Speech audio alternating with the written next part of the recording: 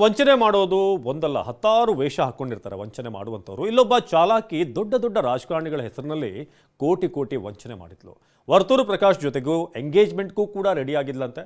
ಆದರೆ ಈಕೆ ಈಗ ಜೈಲು ಪಾಲಾಗಿದ್ದಾಳೆ. ಇವಳ ಕತೆ ಬಹಳ ರೋಚಕವಾಗಿದೆ.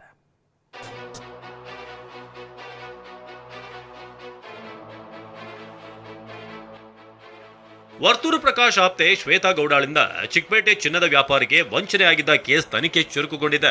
ಎಸಿಪಿ ಗೀತಾ ನೇತೃತ್ವದ ತಂಡ ವಿಚಾರಣೆಗೆ ಹಾಜರಾಗಲು ವರ್ತೂರು ಪ್ರಕಾಶ್ಗೆ ಡೆಡ್ಲೈನ್ ಕೊಟ್ಟಿತ್ತು.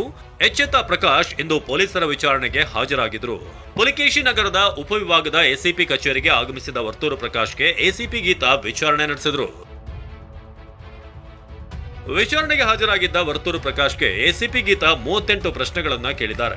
ವಿಚಾರಣೆ ನಡೀತಿದ್ದಂತೆ 12.46 ಲಕ್ಷ ನಗದು, 3 ಬ್ರೇಸ್ಲೆಟ್, 1 ಚಿನ್ನದ ಉಂಗುರ ಸೇರಿ 100 ಗ್ರಾಂನಷ್ಟು ಚಿನ್ನವನ್ನ ವಾಪಸ್ ಕೊಟ್ಟಿದ್ದಾರೆ. ಗಿಫ್ಟ್ ಅಂತ ನನಗೆ ಕೆಲ ಒಡವೆ ನೀಡಿದ್ಲು, ಆದ್ರೆ ತನಗೆ ಆಪ್ತೆ ಅಲ್ಲ ಅಂತ ವಿಚಾರಣೆ ಬಳಿಕ ಮಾಜಿ ಸಚಿವ ವರ್ತೂರು ಪ್ರಕಾಶ್ ಹೇಳಿದ್ದಾರೆ.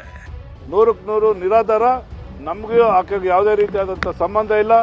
ಎಲ್ಲ ವಿಚಾರಗಳನ್ನ ಪೊಲೀಸ್ ಇಲಾಖೆ ಅಧಿಕಾರಿಗಳ ಮುಂದೆ ನಾನು ಸ್ಪಷ್ಟಪಡಿಸಿದ್ದೀನಿ. ನನಗೆ ಸ್ನೇಹಿತರು ಅಲ್ಲ, ಫ್ರೆಂಡು ಅಲ್ಲ, ಪರಿಚಯನೂ ಇಲ್ಲ. ಒಂದು 25 ದಿವಸ ಬಂದೋಗಿರ್ತಕ್ಕಂಥದ್ದು ನಮ್ಮ ಮನೆಗೆ. ನನಗೆ ಪರಿಚಯ ಅಳುಬ್ರವರು. ಹಾಗಾಗಿ ಅವ್ರಿಗೂ ಅವ್ರ ಪಾಪ ಇವರು ವರ್ತೂರು ಪ್ರಕಾಶ್ ಬಗ್ಗೆ ಏನು ಕೂಡ ಅವ್ರು ಹೇಳಿಲ್ಲ. ಜ್ಯುವೆಲರಿ ಶಾಪ್ ಅವರು ಏನು ಈಕೆ ಒಡವೆ ತಗೊಂಡೋಗಿದ್ದಾಳೆ, ವರ್ತೂರು ಪ್ರಕಾಶ್ ಪರಿಚಯ ಮಾಡಿಸಿದ್ರು, ಅಷ್ಟು ಬಿಟ್ಟರೆ ಅವರೇನು ನನ್ನ ಮೇಲೇನು ಹೇಳಿಲ್ಲ. ಒಂದು ಈಕೆ ಕೂಡ ನನ್ನ ಮೇಲೇನು ಹೇಳಿಲ್ಲ. ಇದಷ್ಟೇ ಅಲ್ಲದೆ ವರ್ತೂರು ಕಿರಿಯ ಪುತ್ರ ನಿತಿನ್ಗೂ ಪೊಲೀಸರು ನೋಟಿಸ್ ಕೊಟ್ಟಿದ್ದಾರೆ. ಕೇಸ್ ಅದು ವಂಚನೆಯ ಪ್ರಕರಣ ರಿಜಿಸ್ಟರ್ ಆಗಿದೆ. ನನಗೆ ಡೀಟೇಲ್ಸ್ ಗೊತ್ತಿಲ್ಲ. ಒಂದು ಜ್ಯುವೆಲರ್ಗೆ ವಂಚನೆ ಮಾಡಿರ್ತಕ್ಕಂಥದ್ದು 3.5 kg ಚಿನ್ನವನ್ನು ತೆಗೆದುಕೊಂಡು ಹೆಚ್ಚಿನ ಬೆಲೆಗೆ ಮಾರಿಸ್ತೀನಿ ಅಂತೇಳಿ ವಂಚನೆ ಪ್ರಕರಣ ಕಮರ್ಷಿಯಲ್ ಪೊಲೀಸ್ ಠಾಣೆಯಲ್ಲಿ ವರದಿಯಾಗಿದೆ. ಅದರ ತನಿಖೆ ಈಗ ನಡೀತಾ ಇದೆ. ಶ್ವೇತಾ ಗೌಡ ಮೊಬೈಲ್ ಕಾಂಟ್ಯಾಕ್ಟ್ನಲ್ಲಿ ಸ್ವೀಟ್ ಅಂಗಡಿ. ವಿಚಾರಣೆಗಳಿದ ಪೊಲೀಸರಿಗೆ ಶ್ವೇತಾ ಗೌಡ ಮೊಬೈಲ್ನಲ್ಲಿ ಸ್ವೀಟ್ ಅಂಗಡಿಯೇ ತೆರೆದಂತಾಗಿದೆ. ಯಾಕಂದ್ರೆ ರಾಜಕಾರಣಿಗಳ ಹೆಸರನ್ನ ಸ್ವೀಟ್ಗಳ ಹೆಸರಿನಲ್ಲಿ ಸೇವ್ ಮಾಡಿರೋದು ಬೆಳಕಿಗೆ ಬಂದಿದೆ. ವರ್ತೂರು ಪ್ರಕಾಶ್ ಹೆಸರಿಗೆ ಗುಲಾಬ್ ಜಾಮೂನ್ ಅಂತ ಸೇವ್ ಮಾಡಿದ್ಲು. ಆತ ವರ್ತೂರು ಪ್ರಕಾಶ್ ಸಹ ರಿಂಗ್ ಫೋಟೋ ಕಳುಹಿಸಿ ಮೆಸೇಜ್ ಮಾಡ್ತಾ ಇದ್ದದ್ದು ಗೊತ್ತಾಗಿದೆ. ವರ್ತೂರು ಪ್ರಕಾಶ್ ಫೇಸ್ಬುಕ್ ಮೂಲಕ ಶ್ವೇತಾ ಗೌಡಾಳ ಗೆಳೆತನ ಮಾಡಿದ್ದ ಅನ್ನೋದು ಗೊತ್ತಾಗಿದೆ. ಇನ್ನು ಕೋಲಾರದ ಬಿಜೆಪಿ ಮುಖಂಡ ಓಂ ಶಕ್ತಿ ಚಲಪತಿ ನಂಬರ್ನ ಶ್ವೇತಾ ಗೌಡ ಮೈಸೂರು ಪಾಕ್ ಅಂತ ಸೇವ್ ಮಾಡಿದ್ಲು. ಕೋಲಾರ ಸ್ವೀಟ್ ಅಂಗಡಿಯಲ್ಲಿ ಮೈಸೂರು ಪಾಕ್ ಕೊಡಿಸಿದ್ದಕ್ಕೆ ಚಲಪತಿಗೆ ಆ ಹೆಸರನ್ನ ಸೇವ್ ಮಾಡಿದ್ಲು. ಮತ್ತೊಬ್ಬ ರಾಜಕಾರಣಿಗೆ ರಸಗುಲ್ಲಾ ಅಂತ ನಂಬರ್ ಸೇವ್ ಮಾಡಿದ್ಲು.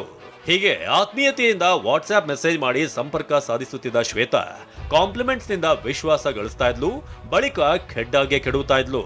ಇಷ್ಟೇ ಅಲ್ಲದೆ ಪೊಲೀಸರ ವಿಚಾರಣೆ ವೇಳೆ ಹಲವು ಅಂಶಗಳು ರಿವೀಲ್ ಆಗಿದ್ದು, ಪ್ರಕಾಶ್ ಶ್ವೇತಾ ಗೌಡಗೆ ಕಳಿಸಿದ ಮೆಸೇಜ್ಗಳು ವೈರಲ್ ಆಗಿವೆ.